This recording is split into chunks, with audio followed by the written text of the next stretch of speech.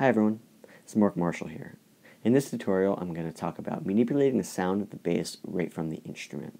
Now a lot of people know about adding compressors and different tricks post-recording, but sometimes when you're in a session with a bass player there's direction that you can give them to get a better sound right from the source, or not even necessarily better, but something that's a little bit more geared towards what you're going for.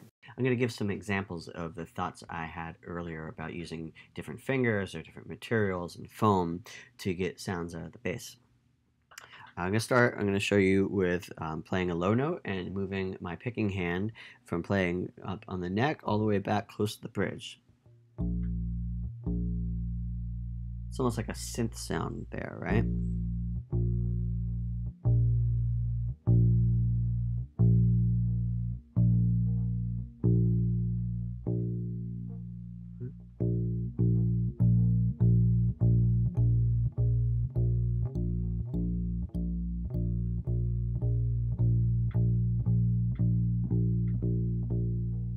So it's a very different vibe.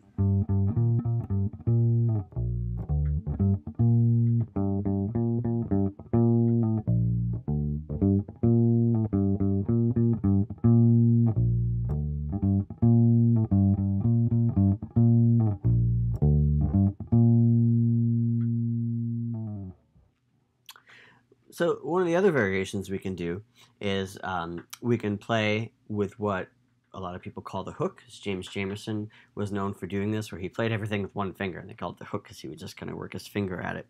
And how this affects the sound is that when you play with one finger, the notes become really, really even. So if I'm playing notes like this, so every note is pretty uniform, as opposed to if I was using two different fingers to play it. Hear it rocking back and forth? So no matter what you do, the sounds are going to be slightly different from each other, which is appropriate for a lot of things. It's something to consider if you're not happy with the sound that you're getting. One other option using fingers is playing with our thumb. Our thumb is going to yield a little bit more of a pillowy kind of sound. So if we're starting a note like this, playing like this,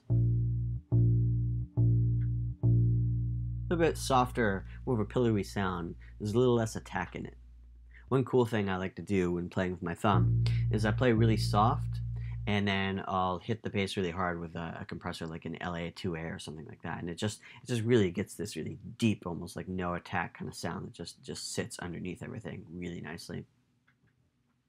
But the same principles apply to using the thumb, depending on where you're playing.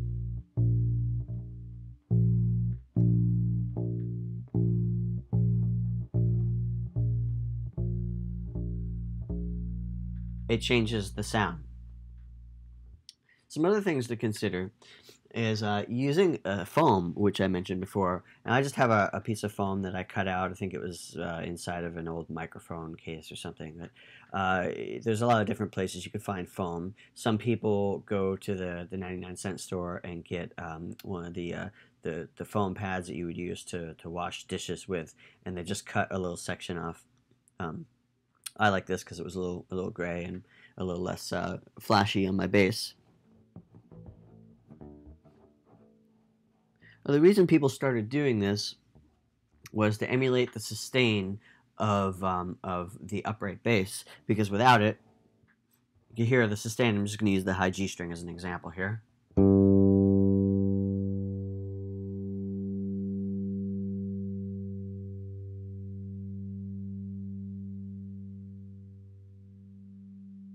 Still going. Still going. I just cut it off there. I'm going to put this underneath and put it all the way back near the bridge, which is its least muted setting, and just play it, see if you can hear the difference at all.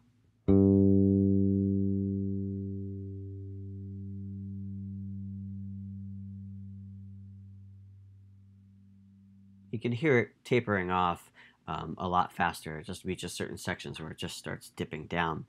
As you move the foam up, it's going to deaden the strings even more. So this is at its highest muted setting, which is almost it's pretty much, it. It is actually touching the pickup. That's extreme, right?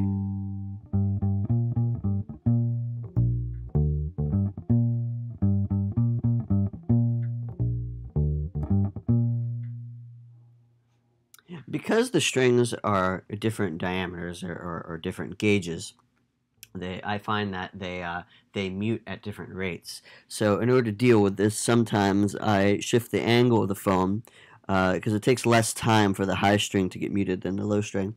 So I do this so that I can get them both to be the same.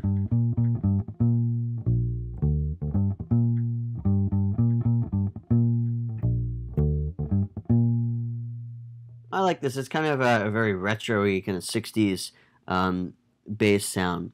But you could move it around and find a way that works. It just kind of taps out the sustain a little bit. Probably better suited for retro sounds rather than modern sounds.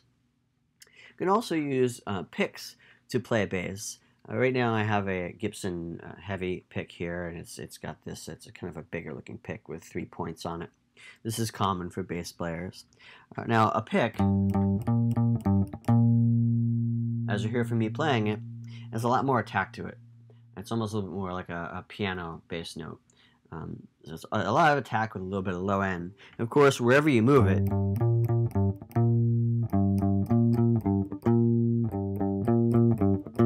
like with everything, greatly affects the EQ, as does using different pick materials, which I'm looking for here. Actually, at my sessions, I keep a giant pick container around, and I just have all different kind of picks that are made from different materials and their sizes. And right now I'm going to use just a regular Fender medium pick that most guitar players use.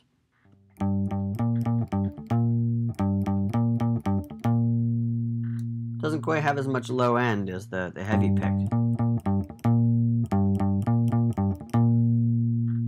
That may or may not be appropriate depending on what you're trying to create sound-wise.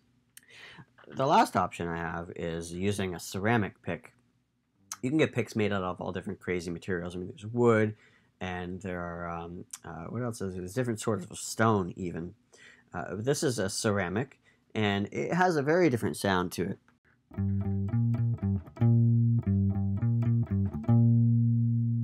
You almost hear it hitting the string before the sound comes out. So there's a percussive attack, and then the pitch and the low note of the sound comes out, which could be cool for some things.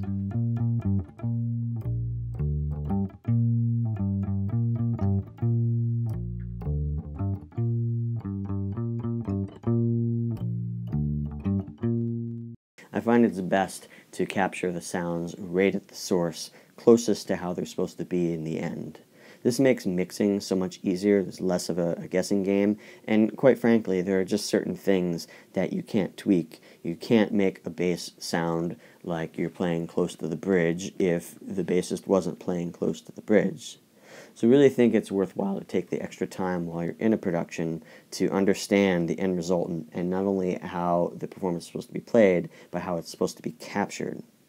You'll find that the greatest session musicians are used to this, and they're very quick to adapt to a different technique.